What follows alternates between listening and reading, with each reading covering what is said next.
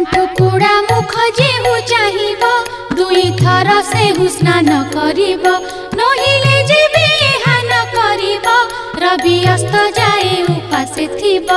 एमंत कहिण गला कामिनी साधु बुढ़ा जे विचारिला पुणी आहा विधाता मते एहा कलु एकाळे मते एहा सुनाइलु।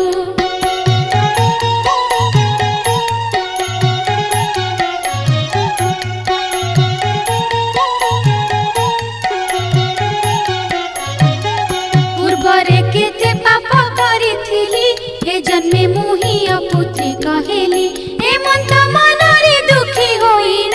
काहारी पासे न बसई पुण एहा विचारी घर को से गला पत्नी रा आगे समस्त कहिला पत्नी बोइला सुना आहे नाथ कर्म रे बिहि लेखि